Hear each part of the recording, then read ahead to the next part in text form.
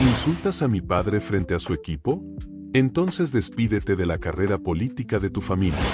En mi país, un lugar en vías de desarrollo donde durante mucho tiempo la agricultura fue la base de la economía, mi abuelo era campesino.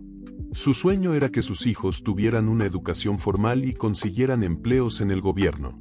Y así fue como mi padre, al que llamaremos simplemente papá, logró obtener su maestría en la única universidad de nuestra región.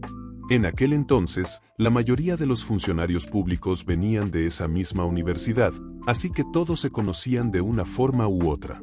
Papá fue nombrado jefe estatal del Departamento de Agricultura. Tenía a su cargo a unas 40 personas y también era asesor para los agricultores locales, publicando consejos en los periódicos regionales. Durante los años 80 y 90, el país enfrentó una serie de sequías y hambrunas. El gobierno de ese momento decidió crear dos agencias para asegurar el abastecimiento alimentario. Una compraba y almacenaba granos, y la otra, donde trabajaba mi papá, se encargaba de financiar la construcción de infraestructuras como almacenes y silos. Su trabajo era revisar proyectos de almacenes, si todo estaba en regla, otorgar un subsidio del 33% del costo total. Pero recuerda, en esa época no había computadoras ni celulares. Solo había máquinas de escribir, teléfonos fijos y la maravilla moderna que eran las fotocopiadoras. La correspondencia se enviaba por correo postal, y una carta podía tardar más de una semana en llegar al pueblo vecino. Ahora empieza la historia. A finales de los años 90, papá estaba en su oficina cuando escuchó un alboroto afuera. Al asomarse por la ventana vio 10 autos de lujo estacionados y un grupo de matones amenazando a los guardias con palos y cuchillos. En ese tiempo, los edificios del gobierno no tenían seguridad armada. Solo había vigilantes con bastones. Varias personas entraban al edificio sin autorización. Fue entonces cuando Bill irrumpió en la oficina, empujando a los empleados de mi papá. Se presentó diciendo que era cuñado del senador Jack, uno de los políticos más poderosos de la región. Se sentó en la silla de mi papá, bebió su café y se comió las galletas que estaban preparadas para él. Luego hizo que sus hombres hicieran lo mismo con el resto del personal. Le dijo a papá que venía a tramitar el subsidio para un proyecto que estaba planeando. Aunque a veces mi padre podía ser sumiso ante figuras de poder, porque había visto con sus propios ojos cómo algunos amigos perdían el trabajo o incluso la vida por enfrentarse a ellos, en ese momento respiró hondo y le pidió que presentara la propuesta por escrito. Le explicó que el subsidio solo podía procesarse una vez finalizada la obra. Pero Bill se enfureció. Decía que con solo presentar la idea del proyecto bastaba para recibir el dinero por adelantado. Mi papá intentó explicarle que eso no era posible, pero Bill le gritó, lo insultó frente a todos y se fue, llevándose todos los formularios. Semanas después, llegó por correo un paquete con documentos del proyecto.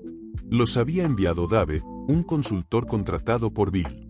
Según la propuesta, el almacén tendría capacidad para alimentar a 2 estados enteros durante un año. El costo total del proyecto era de 1.500 millones, y el subsidio que el gobierno tendría que pagar era de 300 millones. Papá se quedó helado. Nunca había manejado un subsidio mayor a 50.000. Llamó a su jefe para saber qué hacer. Y revisando las normas, le confirmó que no existía un límite máximo para el tamaño de los proyectos, así que había que procesarlos si cumplía los requisitos. Papá revisó la propuesta más a fondo y notó que el almacén estaba diseñado para uso industrial, no para almacenar alimentos. Así que llamó a Dave, quien alegó que debía haber una confusión y prometió corregir los documentos. Mi papá, con dudas, siguió adelante y le avisó a Dave que revisaría la obra cuando estuviera terminada y que el cheque del subsidio tardaría entre 3 y 6 meses. Pasaron 2 años. Un día, Dave apareció en una SUV de lujo, amenazando a los guardias, y se metió directamente a la oficina de mi papá exigiendo que ese mismo día se hiciera la inspección final.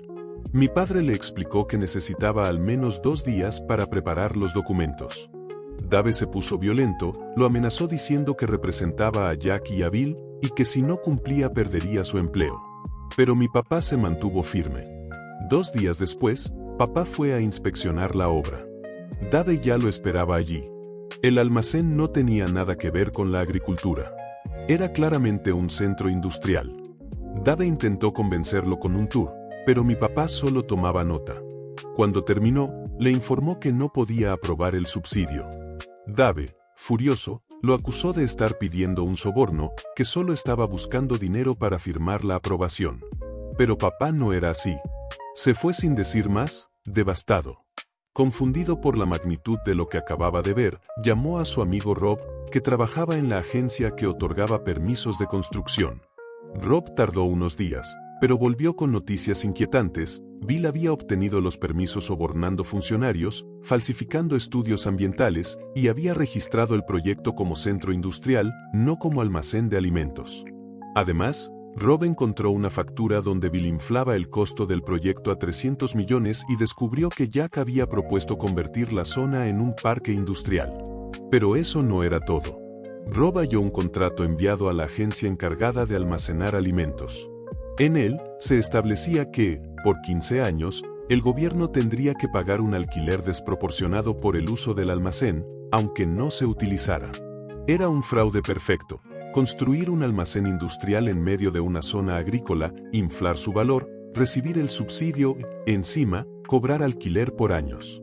Papá estalló. Llamó a su jefe y le dijo que iba a rechazar el subsidio. Su jefe intentó detenerlo, diciéndole que eso podría arruinar sus carreras e incluso costarles la vida, ya que Jack estaba presionando a todos los niveles. Pero ya era tarde. Días después, Bill y Dave volvieron a la oficina. Bill exigió a gritos saber por qué el subsidio no estaba aprobado. Mi padre trató de explicarle una vez más, pero Bill lo insultó, le ofreció sobornos, le habló de su mansión llena de prostitutas y lo amenazó con hacerlo despedir. Incluso se burló de su hombría y de su familia. Cuando mi padre les pidió que se marcharan, los matones de Bill lo amenazaron con un cuchillo. Si no firmaba, acabaría muerto en un basurero.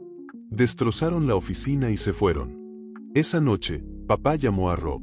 Le pidió que le enviara por fax todos los documentos que tenía. Rob, preocupado, se los mandó. Mi padre entonces le dijo, voy a destruirlos. Al día siguiente, papá pidió vacaciones por 10 días. Se llevó todos los documentos a casa y comenzó a armar su plan.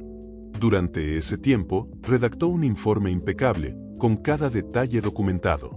Cuando regresó, su equipo pensaba que lo habían secuestrado. Ese mismo día, envió 4 copias del informe. 1, una a su jefe, para rechazar el subsidio. 2, una a la agencia que almacena alimentos, recomendando que se prohíba el uso del almacén. 3, una anónima a una agencia federal, como el FBI. 4, y la última, también anónima, a un periodista de investigación local. Una semana después, su jefe lo llamó aterrado. Le dijo que se había vuelto loco, que lo iban a matar. Pero papá solo respondió, aguanta un mes. Eso es todo. Un mes más tarde, un periódico local publicó una historia bomba. Jack estaba hundido en la corrupción y Bill era su socio. Ese mismo día, la policía arrestó a Bill, borracho y desnudo, rodeado de prostitutas. Fue acusado de soborno, lavado de dinero, trata de personas, incluso de asesinato. Jack también fue arrestado. Aunque salió bajo fianza, su carrera política murió. Una década después, Bill testificó en su contra y Jack fue condenado a 15 años de prisión. Dave, por su parte, huyó del país. Nadie sabe dónde está. Nadie supo cómo se destapó todo, excepto Rob y mi padre.